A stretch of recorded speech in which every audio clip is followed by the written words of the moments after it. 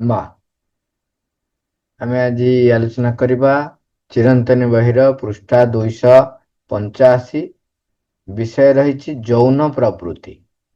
ଗତକାଲି ଆମେ ଆରମ୍ଭ କରିଥିଲେ ଯୌନ ପ୍ରବେଗ, ଆଜି ହେଡିଂ ରହିଛି ଯୌନ ପ୍ରବୃତ୍ତି। ମା ଲେଖୁଛନ୍ତି ମଣିଷର ଯେଉଁ ଯୌନ ପ୍ରବୃତ୍ତି ରହିଛି ଗୋଟିଏ ଦୃଷ୍ଟିରୁ ତାହା ସମ୍ପୂର୍ଣ୍ଣ ସ୍ୱାଭାବିକ, ସ୍ୱତଃସ୍ଫୂର୍ତ୍ତ ଏବଂ ମୁଁ କହିପାରେ ତାହା ଯୁକ୍ତିଯୁକ୍ତ ମଧ୍ୟ। ମଣିଷ ଭିତରୁ ଯେଉଁ ଦିନ ପାଶବିକତା ଯିବ ସେହିଦିନ ହିଁ ତା ଭିତରୁ ଏହି ଯୌନ ପ୍ରବୃତ୍ତିଟି ଚାଲିଯିବ। କିନ୍ତୁ ଆମର ପ୍ରାଚୀନ ଅଧ୍ୟାତ୍ମ ସାଧକମାନେ ଯେଉଁ ନୀତିଟି ସ୍ଥିର କରିଥିଲେ, ଯୌନ ପ୍ରବୃତ୍ତିର ସମ୍ପୂର୍ଣ୍ଣ ନିରୋଧ, ତାହା ଏକ ନିରର୍ଥକ ନୀତି। କାରଣ ଏହା ସେହିମାନଙ୍କ ପାଇଁ ଲାଗୁ ହୋଇପାରିବ ଯେଉଁମାନେ ଏହି ସ୍ତରରୁ ବହୁ ଊର୍ଦ୍ଧ୍ୱକୁ ଉଠି ଯାଇଛନ୍ତି ଏବଂ ସେମାନଙ୍କ ଭିତରେ ଆଉ ପାଶବିକ ପ୍ରବୃତ୍ତି ସକଳ ନାହିଁ। ଅବଶ୍ୟ ଏଥିରେ କୌଣସି ସନ୍ଦେହ ନାହିଁ ଯେ ଏହା ସ୍ୱାଭାବିକ ଭାବେ ବିନା ପ୍ରୟାସରେ ଏବଂ ବିନା ସଂଘର୍ଷରେ ଚାଲିଯିବା ଉଚିତ।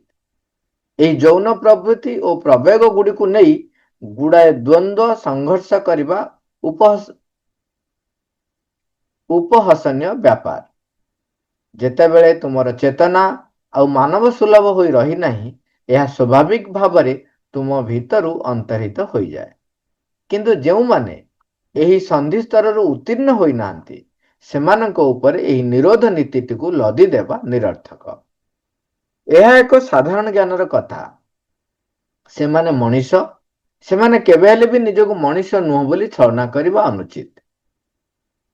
କେବଳ ଯେତେବେଳେ ସ୍ୱତଃସ୍ଫୂର୍ତ୍ତ ଭାବରେ ଏହି ପ୍ରବୃତ୍ତିଟି ତୁମ ଭିତରେ ଅସମ୍ଭବ ହୋଇ ଉଠିବ, ଯେତେବେଳେ ତୁମେ ଅନୁଭବ କରିବ ଯେ ତୁମର ଗଭୀର ଅନ୍ତର ଆବଶ୍ୟକତା ପାଇଁ ଏହା ତୁମ ପ୍ରତି ଏକ ଯନ୍ତ୍ରଣାଦାୟକ ଅନୁଭବ ହୋଇ ଉଠୁଛି ଏବଂ ତାର ବିରୋଧାଚାର କରୁଛି, ସେତେବେଳେ ଏହାର ଦାଉରୁ ମୁକ୍ତ ହେବା ତୁମ ପାଇଁ ସହଜ ହୋଇ ଉଠିବ। ସେତେବେଳେ ଯାଇ ତୁମେ ବାହ୍ୟତଃ ଏହି ଫାଶକୁ ଛିଣ୍ଡାଇ ଦେଇପାରିବ ଏବଂ ତାହା ତୁମ ଭିତରୁ ଲୋପ ପାଇଯିବ। କାଲି ଆମେ ଯୌନ ପ୍ରବେଗର ଲକ୍ଷଣ ଗୁଡ଼ାକ ଦେଖିଥିଲେ ଏବଂ ତାହା କିପରି ଆମକୁ ବ୍ୟତିବ୍ୟସ୍ତ କରେ ଏବଂ ତା ପ୍ରତି ଆମର ଦୃଷ୍ଟିକୋଣ କ'ଣ ରହିବା ଉଚିତ ଏବଂ ଶେଷକୁ କିପରି ସେଇ ଯେଉଁ ଯୌନ ପ୍ରବୃତ୍ତି ବା ପ୍ରବେଗ ଗୁଡ଼ିକୁ ରୂପାନ୍ତରିତ କରିବେ, ସେ ବିଷୟରେ ଆମେ ଆଲୋଚନା କରିଥିଲେ। ଆଉ ଯୋଉଟା ପ୍ରାରମ୍ଭିକ ଆଲୋଚନା କରିଥିଲେ, ଆଜି ପ୍ରଥମରେ ମା ସେଟା ଲେଖୁଛନ୍ତି ଯେ ଏଇ ଯୋଉ ଯୌନ ପ୍ରବୃତ୍ତିଟି ସ୍ୱାଭାବିକ, ସ୍ୱତଃସ୍ଫୂର୍ତ୍ତ ଏବଂ କହିପାରେ ଯୁକ୍ତିଯୁକ୍ତ। ଆମେ ଏ ବିଷୟରେ ଆଲୋଚନା କରିସାରିଛନ୍ତି। ଏହା ଯୁକ୍ତିଯୁକ୍ତ କାହିଁକି ନା ନେଚର ବା ପ୍ରକୃତି ତାର ଯୋଉ ବିବର୍ତ୍ତନ ଧାରାରେ ସେ ଯୋଉ ଗୋଟିଏ ପରେ ଗୋଟିଏ ପାବଚ୍ଛ ନେଇ ଚାଲିଛି, ତାର ସୃଷ୍ଟିକୁ ବା ତାର ସର୍ଜନାକୁ ଆଗେଇ ନବା ପାଇଁ ସେ କ'ଣ କରିଛି ଯେ ପ୍ରାଣୀମାନଙ୍କ ଭିତରେ ପୂର୍ବରୁ ପ୍ରଥମେ ସେ ତିଆରି କରିଥିଲା ଏକକୋଷୀ ପ୍ରାଣୀ ବା ଯୋଉମାନେ ଥିଲେ ତାଙ୍କୁ ଖଣ୍ଡ ଖଣ୍ଡ କରୁଥିଲେ, ସେମାନେ ଦୁଇ ଭାଗ ହେଇଯାଉଥିଲେ ଏବଂ ଦୁଇଟା ଜୀବରେ ପରିଣତ ହେଇଯାଉଥିଲେ। ତାପରେ ଅଲିଙ୍ଗୀୟ ଜନନ ମାଧ୍ୟମରେ ଆମେ ଦେଖିଛନ୍ତି ଗଛ ଗୁଡାକ ଡାଳ କେମିତି ଭାଙ୍ଗି ଦେଇକି ପୋତି ଦେଲେ ଏବେ ବି ରହିଛି, ଯୋଉଗୁଡ଼ିକ କି ଦୁଇଟି ଗଛରେ ପରିଣତ ହେଇଯାଉଛି। ତାପରେ ଲିଙ୍ଗୀୟ ଜନନ ଆଣିଛି, ଯୋଉଥିରେ କି ଦୁଇଟି ପରସ୍ପର ପ୍ରଥମେ ଏମିତି ବି ଗୋଟେ ଟ୍ରାନଜିଟ ପିରିୟଡ ଥିଲା ବା ଏମିତି ବି ଜୀବ ଅଛନ୍ତି ଯୋଉଥିରେ କି ଉଭୟ ଯାକ ଲିଙ୍ଗ କେତେବେଳେ କିଏ ଆକ୍ଟିଭ ହଉଛି, ସେଇ ଅନୁସାରେ ସେ ପୁଲ୍ଲିଙ୍ଗ ବା ସ୍ତ୍ରୀଲିଙ୍ଗ ହଉଛି। ତାପରେ ପୁରା ଉଭୟ ଭିନ୍ନ ଭିନ୍ନ ଭାବରେ ସେ ତିଆରି କଲା ଏବଂ ତା ଫଳରେ କ'ଣ କରିଛି, ସେ ଏକ ବ୍ୟବସ୍ଥା କରିଛି ଯଦ୍ୱାରା ନୂତନ ସୃଷ୍ଟି ପାଇଁ, ନୂତନ ସର୍ଜନା ପାଇଁ ଏଇ ଯୌନ ପ୍ରବୃତ୍ତିଟି ସେ ପ୍ରବଳ ଭାବରେ ଯେମିତି ତାଙ୍କ ଭିତରେ ଏକ ଆବେଗ ଆସେ। ତେଣୁ ତାହା ସ୍ୱାଭାବିକ ଭାବରେ ସ୍ୱତଃସ୍ଫୂର୍ତ୍ତ ଭାବରେ ଆସିଥାଏ ଏବଂ ତାହା ମନୁଷ୍ୟ ଥିବା ପର୍ଯ୍ୟନ୍ତ ବା ମନୁଷ୍ୟ ଆମେ ଯୋଉ ଚେତନାରେ ରହୁଛନ୍ତି, ମନୁଷ୍ୟ ଚେତନାରେ ରହିଥିବା ପର୍ଯ୍ୟନ୍ତ ଏଇଟା ଆମ ପାଖରେ ସ୍ୱତଃସ୍ଫୂର୍ତ୍ତ ଭାବେ ଆସିଥାଏ। ତେଣୁ ସେଥିପାଇଁ ମା ତାର ଉପାୟ କହୁଛନ୍ତି। ମା କହୁଛନ୍ତି ଯଦିଓ ଆମର ପ୍ରାଚୀନ ଯୋଉ ଅଧ୍ୟାତ୍ମ ସାଧକ ମାନେ ସେ ଦେଖିଥିଲେ ଯେ ଏଇ ସେକ୍ସ ଡିଜାୟାର ବା ଏଇ ଯୌନ ପ୍ରବୃତ୍ତି, ଏଇ ଯୌନ ପ୍ରବୃତ୍ତି ହିଁ କଣ କରୁଥାଏ ନା ଯେତେବେଳେ ଯେତେ ତମେ ସାଧନାରେ ଅଗ୍ରଗତି କରିଛ, ସେ କଣ କରୁଛି ନା ଆମକୁ ପୁଣି ଆଣିକିରି ଏଇ ଅପରାଧ ଜଗତ ସହିତ ପୁଣି ଆଣି ଯୋଗ କରିଦଉଛି।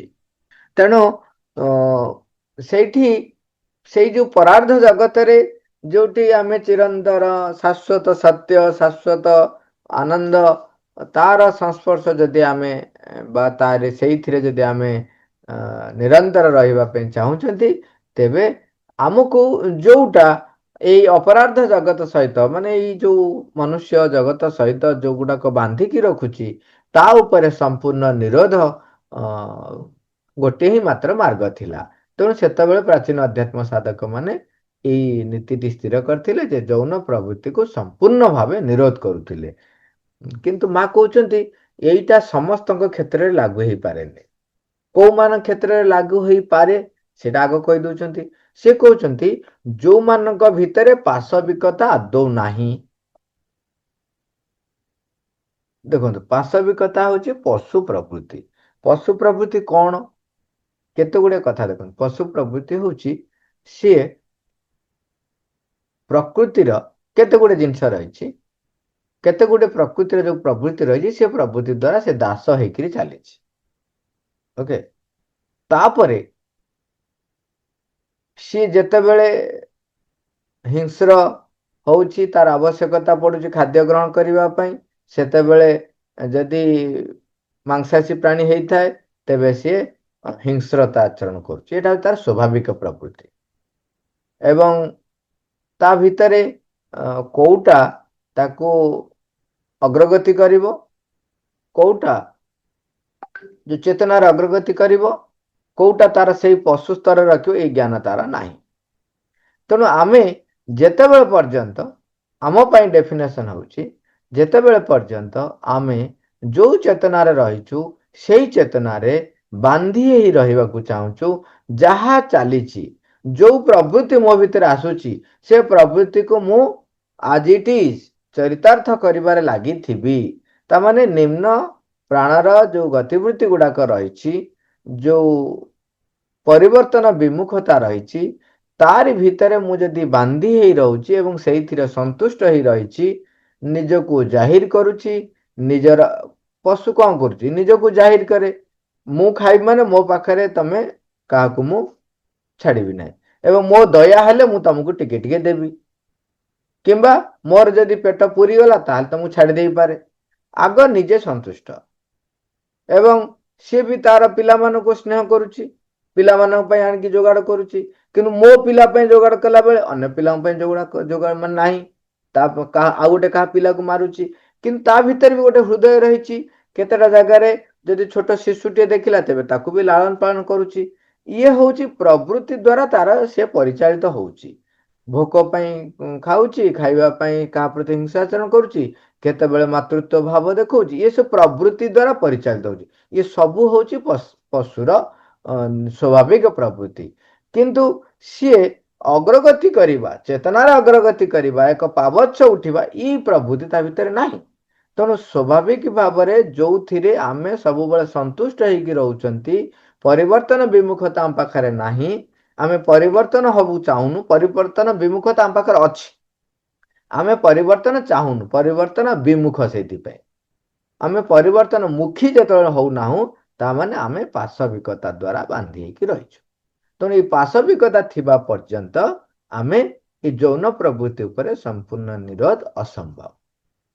ତାପରେ କହୁଛନ୍ତି ଆଉ କଣ ନା, ଯୋଉମାନେ ଏଇ ସ୍ତରରୁ ବହୁ ଊର୍ଧ୍ୱକୁ ଉଠି ଯାଇଛନ୍ତି, ଯୋଉମାନେ କି ତାମାନେ ଚିନ୍ତା କରନ୍ତୁ, ଆମେ ଯେମିତି ଗୋଟେ ମାନେ ଏମିତି ଆପଣ ସାଧନା କରି, ଏବେ ତପ ଆଚରଣ କରି ନିଜକୁ ଟୋଟାଲି ଏଇ ଯୋଉ ମନୁଷ୍ୟ ପ୍ରବୃତ୍ତିର ପୁରା ଊର୍ଧ୍ୱକୁ ଉଠି ଯାଇଛନ୍ତି, ପରମଙ୍କ ସହିତ ଆପଣଙ୍କର ଏକତ୍ୱ ହେଇଯାଇଛି, କିମ୍ବା ଏଇ ଯୋଉ ଅପରାଧ ଜଗତର, ଯୋଉ ସ୍ଥୂଳ ଜଗତର ଅଧିମାନସ ଚେତନା ପର୍ଯ୍ୟନ୍ତ ଯୋଉ ରହିଛି ପ୍ରବୃତ୍ତି, ତାଠାରୁ ଊର୍ଧ୍ୱକୁ ଉଠି ଯାଇଛନ୍ତି, ସେତେବେଳେ ଆପଣଙ୍କୁ ଇଏ କଣ କରିବ ସମ୍ପୂର୍ଣ୍ଣ ନିରୋଧ ସମ୍ଭବ ହେଇପାରିବ ବା ଯୌନ ପ୍ରବୃତ୍ତି ଆପଣଙ୍କୁ କବଳିତ କରିପାରିବ ନାହିଁ।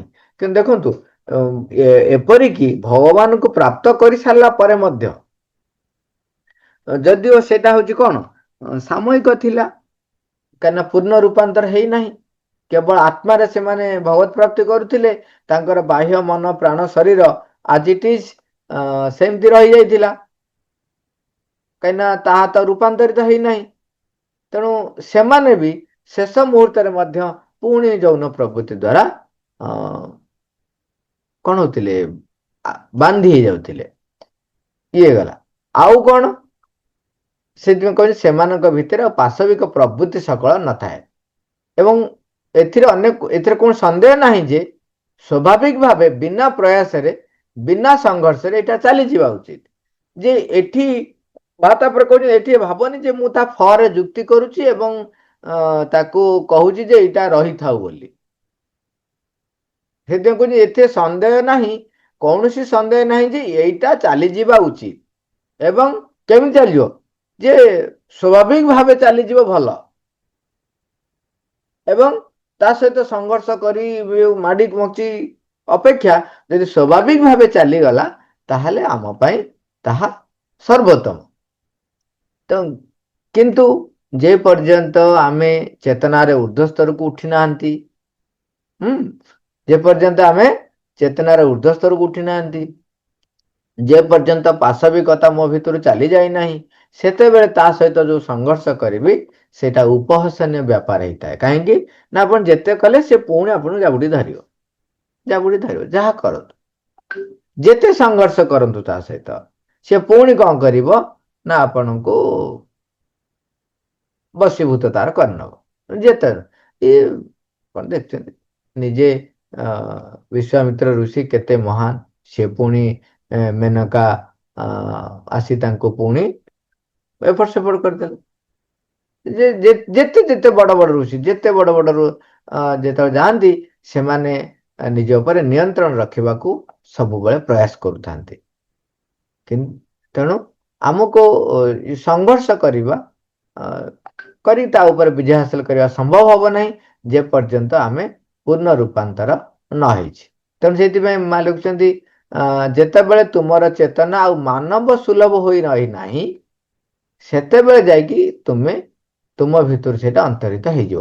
ଦେଖନ୍ତୁ ଆମେ ପରଶୁରାମକୁ ଅବତାର ବୋଲି ଗ୍ରହଣ କରୁଛନ୍ତି, କିନ୍ତୁ ସିଏ ବି ଜଣେ ଯେତେବେଳେ ମନୁଷ୍ୟ ହେଇକି ଜନ୍ମଗ୍ରହଣ କରିଥିଲେ ସେତେବେଳେ ସିଏ ଏଇ ମାନବ ଚେତନାର ବା ମାନୁଷୀ ଚେତନାର ମନ ଚେତନାର ଊର୍ଦ୍ଧ୍ୱକୁ ଉଠି ଯାଇଥିଲେ।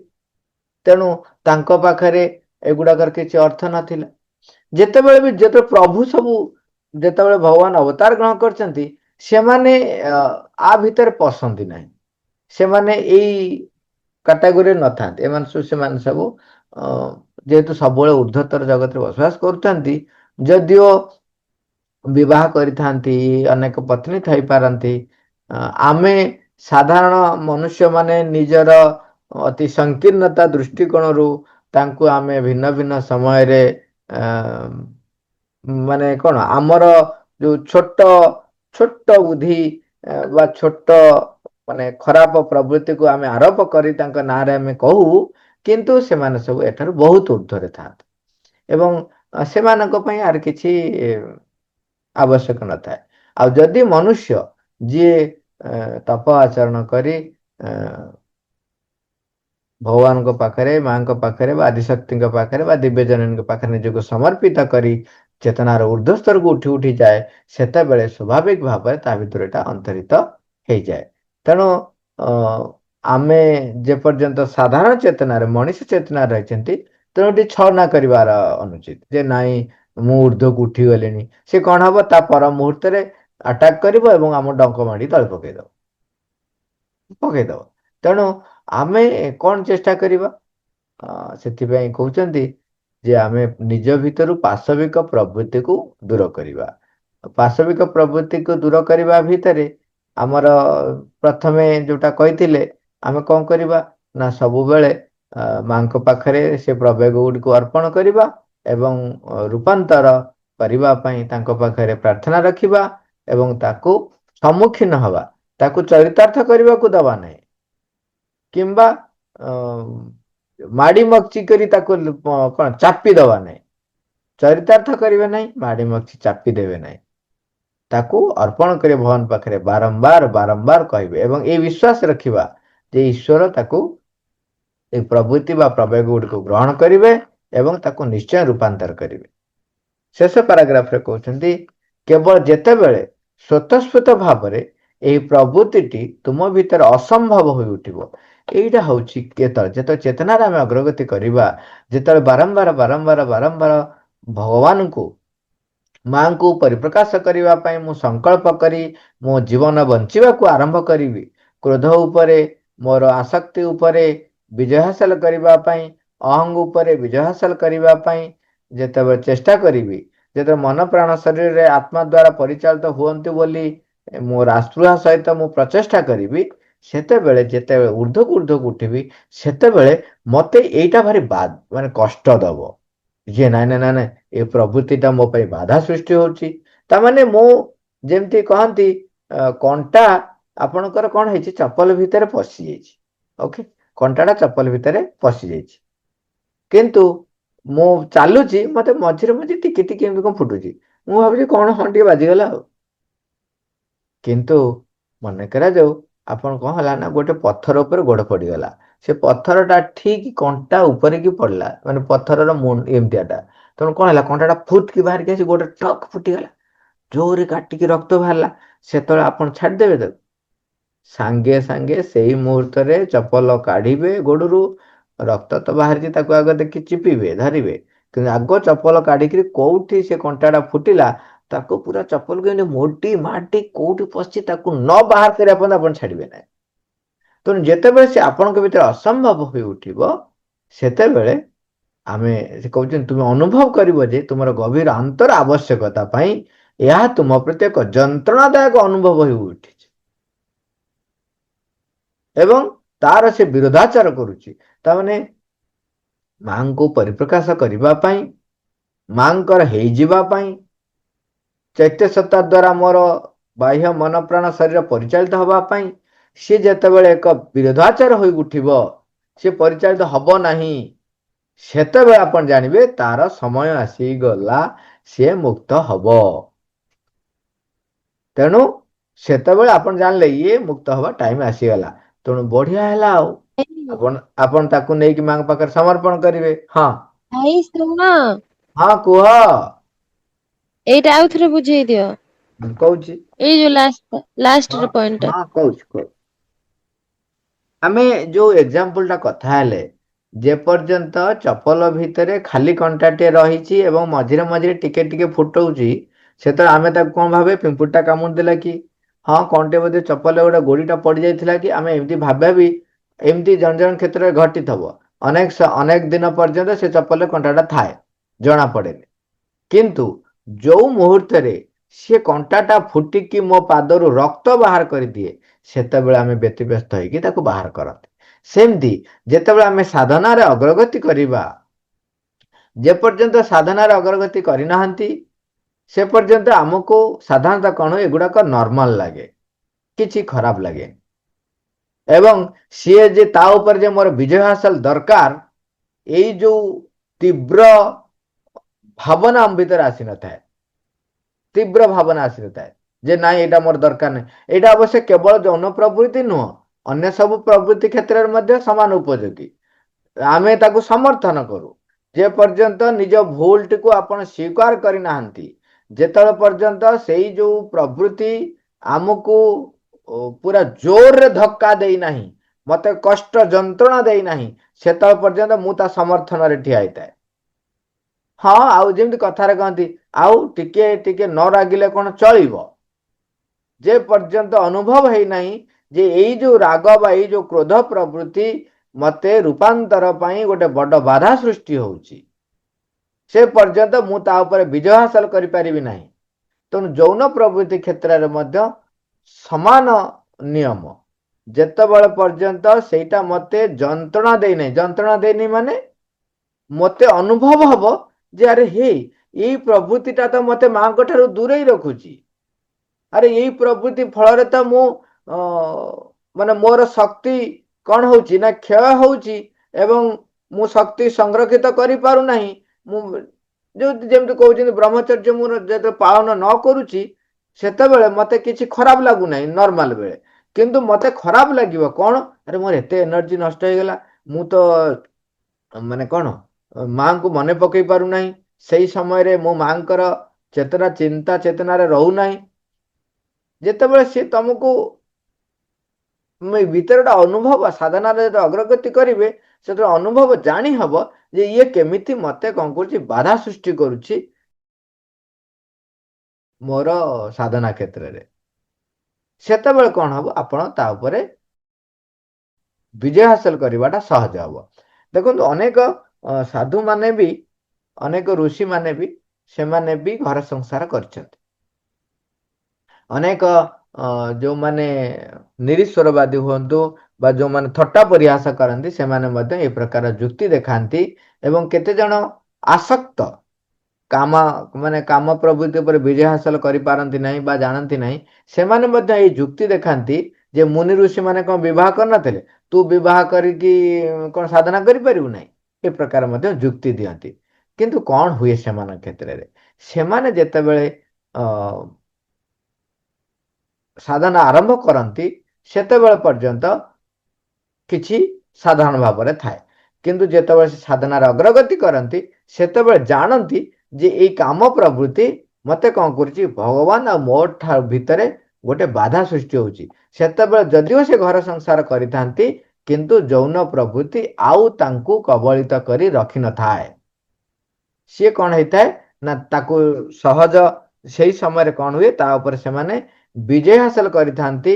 ବିବାହ କରିସାରିଲା ପରେ ମଧ୍ୟ ଅନେକ ସାଧୁ ମାନେ ଅନେକ ବ୍ୟକ୍ତି ଅଛନ୍ତି ଯୋଉମାନେ ପୂର୍ଣ୍ଣ ବ୍ରହ୍ମଚର୍ଯ୍ୟ ପାଳନ କରିଥାନ୍ତି ଏବଂ କେତେ ଜଣଙ୍କର ସେଇଥିପାଇଁ ମହାରାଜ କହିଲେ ଯଦି ତୁମେ ପ୍ରଥମ ପଦକ୍ଷେପରେ ନିଜ ପ୍ରବୃତ୍ତି ଉପରେ ବିଜୟ ହାସଲ କରିପାରୁନାହ ତେବେ ତୁମେ ବିବାହ କରିପାର କିନ୍ତୁ ଆପୋଷ ପରସ୍ପର ଭିତରେ ଆପୋଷ ମାନେ ଆଲୋଚନାରେ ନିଜେ ବ୍ରହ୍ମଚର୍ଯ୍ୟ ପାଳନ କରିବା ପାଇଁ ଯଦି ଉଭୟ ରାଜି ତେବେ ଉଭୟ ବିବାହ କରିସାରିଲା ପରେ ମଧ୍ୟ ବ୍ରହ୍ମଚର୍ଯ୍ୟ ପାଳନ କର। ଏବଂ ଯଦି ନାଇଁ ତମର ଆବଶ୍ୟକ ପଡୁଛି ତେବେ ଗୋଟିଏ ସନ୍ତାନ ପରେ ନିଜେ ପରସ୍ପରକୁ ସହଯୋଗ କରି ତା ଉପରେ ବିଜୟ ହାସଲ କରିବା ପାଇଁ ବ୍ରହ୍ମଚର୍ଯ୍ୟ ପାଳନ କର। ଏଇ କଥାଟି ମଧ୍ୟ ସ୍ପଷ୍ଟ କରାଯାଇଛି। ତେଣୁ ସାଧନାରେ ଯେତେବେଳେ ଆମେ ଅଗ୍ରଗତି କରିବା ସେତେବେଳେ ଏଇ ଭାବନାଟା ସ୍ୱାଭାବିକ ଭାବେ ଆସିବ। ଏବେ ଜଣା ପଡୁନି ଏବେ କେବଳ ଆଲୋଚନାର କଥା ହଉଛି ମତେ ବିରୋଧ ଯୋଉ ଯେ ମତେ ଇଏ ମାଙ୍କ ପାଖକୁ ନବାରେ ବିରୋଧ କରୁଛି ଏଇ ଭାବଟା ତୁମ ଭିତରେ ପ୍ରବଳ ହବ। ଯେତେବେଳେ ପ୍ରବଳ ହବ ସେତେବେଳେ ଜାଣିବ ଯେ ତା ଉପରେ ବିଜୟ ହାସଲ କରିବା ସହଜ ହବ। ଏଇଟା ଗୋଟେ ବାହାରର କଥା ନୁହଁ କିମ୍ବା କଥାରେ କହିଲେ ହବ ନାହିଁ। ଯେତେବେଳେ ସାଧନାରେ ଅଗ୍ରଗତି ହବ ସେତେବେଳେ ଏଇ ବୋଧଟି ନିଜ ଭିତରେ ଆସିଥାଏ। ଯେମିତି କଣ୍ଟାଟା ଜୋରରେ ଫୁଟିଗଲେ ରକ୍ତ ବୋହିଲା ପରେ ମୋ ଭିତରେ ବୋଧ ଆସିଲା ଯେ ନାଇଁ ମୁଁ ଆକୁ ଯେମିତି ହେଲେ ବାହାର କରିବି ସେମିତି ଇଏ ଏକ ଅବସ୍ଥା ଆସିଥାଏ। ଆଉ ସେତେବେଳେ କଣ ହବ ତମେ ତାକୁ ଛିଣ୍ଡେଇ ଦେଇପାରିବ ତା ଉପରେ ବିଜୟ ହାସଲ କରିପାରିବ ଏବଂ ସେ ତୁମ ଭିତରୁ ପୂର୍ଣ୍ଣତଃ ଲୋପ ପାଇଯିବ। ସେତେବେଳେ ତୁମ ପାଖରେ ଯୋଉ ସୁକମୁନିଙ୍କ କଥା ଏକ୍ଜାମ୍ପଲ ଦେଇଥିଲି ମନେ ପକେଇବେ କହିଲି କଣ ଯେ ସୁକମୁନି ଯେତେବେଳେ ସେଇ ବାଟ ଦେଇକି ଯାଉଛନ୍ତି ସେତେବେଳେ ନାରୀମାନେ ଯୋଉ ଅପ୍ସରା ମାନେ ସ୍ନାନ କରୁଥିଲେ ସେମାନେ ବସ୍ତ୍ର ଢାଙ୍କୁ ନାହାନ୍ତି କାହିଁକି ନା ସୁକମୁନିଙ୍କ ଭିତରୁ ସେଇ ଯୋଉ ନାରୀ ମାନଙ୍କ ପ୍ରତି ଯୋଉ ପୁରୁଷ ଏବଂ ନାରୀର ଯୋଉ ଭାବ ତାଙ୍କ ଭିତରେ ଆଉ ନାହିଁ। ତେଣୁ ସେ ପ୍ରବୃତ୍ତିଟି ତାଙ୍କ ଭିତରୁ ବିଚ୍ଛୁରିତ ହଉନାହିଁ ତେଣୁ ତାଙ୍କ ଭିତରେ ଲଜ୍ଜାବୋଧ ଆସୁନାହିଁ ଯଦିଓ ଗୋଟେ ଯୁବକଟିଏ ଯାଉଛି। କିନ୍ତୁ ତେଣୁ ଏଇ ଯୋଉ ସ୍ଥିତି ପ୍ରାପ୍ତ କରିବାଟା ଏତେ ସହଜ କଥା ନୁହଁ। ଯେତେବେଳେ ଚେତନାର ଉର୍ଦ୍ଧ୍ୱକୁ ଯିବେ ଏଇ ସ୍ଥିତି ଆପେ ଆସିଯିବ। କିନ୍ତୁ ପୁରା ଉର୍ଦ୍ଧ୍ୱକୁ ଯିବା ପୂର୍ବ ଅବସ୍ଥାରେ ଏକ ସମୟ ଆସିବ ଯୋଉ ସମୟରେ ଆମେ ଅନୁଭବ କରିପାରିବା ଯେ ଏଇ ପ୍ରବୃତ୍ତି ଉପରେ ମୋର ବିଜୟ ହାସଲ ନିହାତି ଆବଶ୍ୟକ। ତିନିଟା ଷ୍ଟେଜ ଗୋଟିଏ ଷ୍ଟେଜ ହଉଛି ସାଧାରଣ ମଣିଷ ପୁରା ସ୍ତରରେ ଆମ ପାଇଁ ସେଗୁଡାକର ମାନେ କିଛି ଅର୍ଥ ନାହିଁ ଆମେ ପ୍ରବୃତ୍ତି ଦ୍ଵାରା ପରିଚାଳିତ ହଉଛନ୍ତି ଏମାନେ ହଉଛନ୍ତି ପାଶବିକ ପ୍ରବୃତ୍ତି ଦ୍ଵାରା ପରିଚାଳିତ ବ୍ୟକ୍ତି। ପୁରା ସାଧାରଣ। ତାपर ଅବସ୍ଥା ଆସେ ଗୋଟେ ଅବସ୍ଥା କଣ ଯେ ମୁଁ କେବଳ ଜାଣୁଛି ବୁଝୁଛି କିନ୍ତୁ ତା ଉପରେ ବିଜୟ ହାସଲ କରିବା ପାଇଁ ମୋ ଭିତରେ ଏକ ତୀବ୍ର ଆକାଂକ୍ଷା ଆସିନାହିଁ। ଏଟା ହଉଛି ଜାଣୁଛି ବୁଝୁଛି କିନ୍ତୁ ତୀବ୍ର ଆକାଂକ୍ଷା ଆସୁନି। ତାର କାରଣ ହଉଛି ସାଧନାରେ ମୁଁ ଅଗ୍ରଗତି କରିନାହିଁ। ଯେତେବେଳେ ମୁଁ ସାଧନାରେ ଅଗ୍ରଗତି କରିବି, ଇଏ ଦ୍ୱିତୀୟ ଅବସ୍ଥା ଗଲା।